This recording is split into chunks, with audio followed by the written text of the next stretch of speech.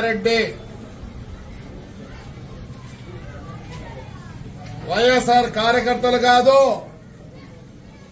మేము ఇంతవరకు ఏ కార్యకర్తను కూడా ఏమనలేదు. మేము లీగల్ గానే పోతున్నాం. రమేష్ మీద లీగల్ గా పోయినాం, ఫైజ్ బాజా లీగల్ గా పోయినాం, నాగిరెడ్డి మీద లీగల్ గా పోతున్నాం. ఏమి బంగారు షాపు వాళ్ళ మీద లీగల్ గా పోయినాం. కనీసం మేము ఎందుకు లీగల్ గా పోతామంటే మంచిది కాదు. ఎట్లంటే అది కొట్టకూడదు. ఇల్లు మొత్తం రిజిస్ట్రేషన్ తప్పు, ప్లాన్ లేదు, అయినా కానీ లీగల్ గా పోతాను.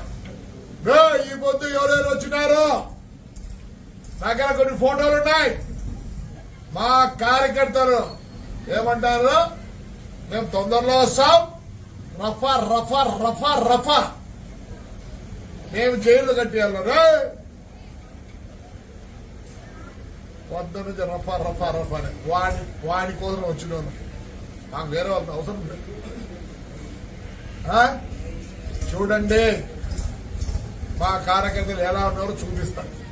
మేము ఇన్ని రోజులు వద్దప్ప బాగుందాం, అవసరం లేదు ఫ్రాక్షన్. నేనంటే ఈడు హీరోగాడు వస్తాడు, వానెంబడి వచ్చినారు చూడే మా కార్యకర్త రఫా రఫా రఫా. ఏం చెప్తారా, మేమే సరెండర్ అవుతామంటున్నారు, మేమే సరెండర్ అవుతామంటున్నారు. మా ఇండ్ల కాడికి వచ్చి మా ఒంటి రూముల వరకు పోయి పెద్ద మనుషులు ఎవరికైనా చెప్తారా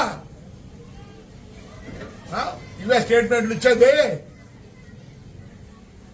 4 సంవత్సరాలుంటే కొత్త జైలు కట్టుకున్నా నాకు పడకల్లారా. ఏమేం మాట్లాడతారా నోరు పోసుకొని ఉంటే?